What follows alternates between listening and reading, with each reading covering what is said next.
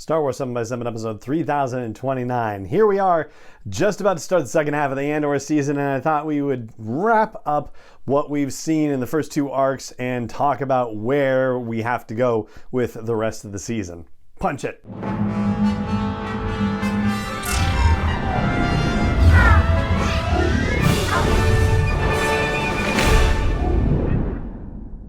Hey Rebel Rouser, I'm Alan Voivod and this is Star Wars 7x7, your daily dose of Star Wars joy, and thank you so much for joining me for it. So let's start off by talking about the main character of the series, the guy who has his name right up there in the title, Cassian Andor, or Cassian Andor, as Luthen Rail might say. You know, this whole series is supposed to be about his journey, or at least primarily about his journey from becoming, the man that we meet at the beginning of the series to the man that we meet in Rogue One, and so far his learning curve is a little bit slow. I mean, for somebody who said famously to Jyn Erso, "I've been in this fight since I was 6 years old," he doesn't really seem like he's in the fight. Yeah, he may have stolen a couple of things from the Empire. Yeah, he may not necessarily like the Empire, but there's nothing about him being in the fight. And he took this job on Aldhani as a mercenary, not as somebody who wanted to put a stick in the Empire's eye for real. I mean, yeah, it had that benefit for it, certainly, but where he is at the end of this second story arc is not like, hey, I'm excited to keep poking a stick in the eye of the Emperor, sticking a poke in the eye of the Empire. You know what I meant by that. That's not what did it for him. It's the money that did it for him. And he was still all about like, oh my gosh, I killed those two guys in the Preox Morlana corporate sector and I gotta lay low and I need cash to be able to lay low for a while. Well, he's got that.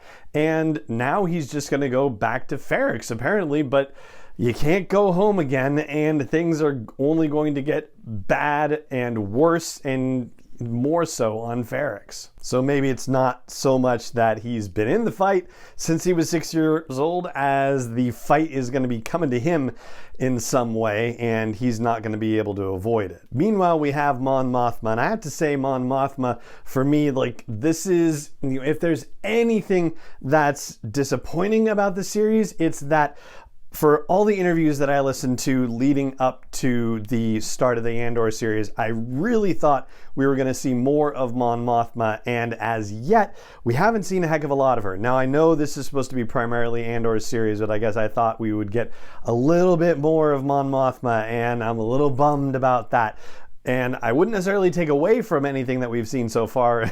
I would just say, make the episodes 10 minutes longer at least and give us a little more Mon Mothma stuff. So I do hope they're going to be showing more of her and what happens with her and that horrible parent.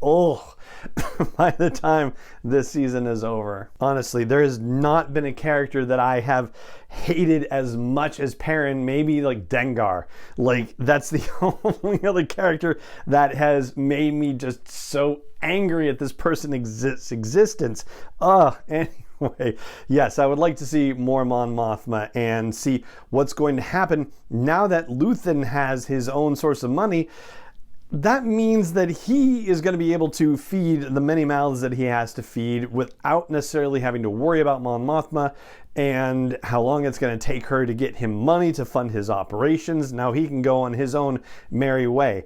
And the idea of poking a stick in the eye of the Empire, I know Mon Mothma is on a journey of her own, right? From being a complete pacifist to understanding that this whole situation is going to end up in war, and she has to go on that journey as well. But it does seem like Luthen is definitely more aligned with Saw Gerrera's way of thinking right now than he is necessarily Mon Mothma's way of thinking, and I have a feeling that's going to end up playing out considering that we still haven't seen Saw Gerrera in the series just yet. I do have to say I think Luthen is kind of the biggest surprise of this series so far, and the dual role that he's playing. It's so clever the way that this situation has been executed, and Stellan Skarsgård is just chewing up the scenery with the role. It is really fantastic. But for all of that, Luthen is still pretty much a mystery character in that we have no idea about his backstory. We don't know why he particularly hates the Empire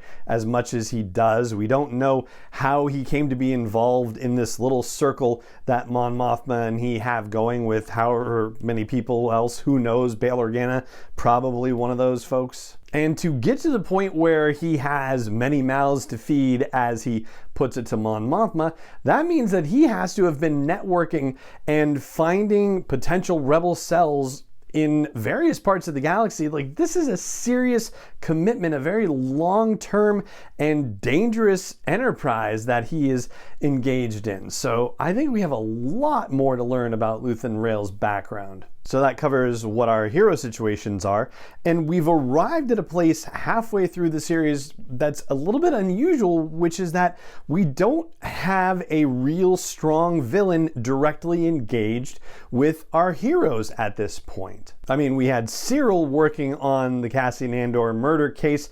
That, of course, went horribly wrong for Cyril, and now he has been sent out of the corporate authority back home to his mother on Coruscant, and he's still carrying around a little hologram of Andor, which makes you think that, okay, maybe he's not done with Cassian just yet. But that second arc, the villain was just the faceless Empire for all intents and purposes. And the same goes for Dedra Meero, right? So her stuff, she's set up to be a very potentially difficult antagonist for our heroes to deal with, but she hasn't been moved into play just yet. She's still having to deal with the internecine political warfare inside the Imperial Security Bureau and trying to get authority over an investigation that is going to bring her in Cassian's orbit. But here we are after 6 episodes, half the series has gone by, and she still has nothing to do with him just yet. Certainly that's going to change in short order when she gets on Ferrix, and it's, you know, definitely a good thing to know from teasers and trailers that that's something still to come. But it is kind of crazy that we actually had a direct antagonist who was removed from the field of play after 3 episodes, and we're not going to get another one back until maybe, you know, even the 8th episode of the show. So a lot of fascinating things going on with the way Andor is playing out. And of course, the episode that's dropping today is a one-off episode that Tony Gilroy says is a very interesting episode. This one is credited as being written by Stephen Schiff, who was the original showrunner assigned the Andor series before other things happened in the background and whatnot. And I'm not going to speculate on what this episode could be, because quite honestly, it could be anything, right? So why don't we just stop there as a mid-season check-in on the Andor series, and with those thoughts about what might potentially be ahead for us for the rest of the series. And that is going to do it for this episode of the show. It just remains for me to say thank you so much for joining me for it, as always, and may the Force be with you wherever in the world you may be. 7x7 is not endorsed or sponsored yet by Lucasfilm Limited, Disney, or 20th Century Fox, and is intended for entertainment and information purposes only. Star Wars, the Star Wars logo, all names and pictures of Star Wars characters, vehicles, and any other Star Wars related items are registered trademarks and/or copyrights of Lucasfilm Limited, or their respective trademark and copyright holders. May the Force be with them. All original content is copyright 2021 by Star Wars 7x7. We hope you love it.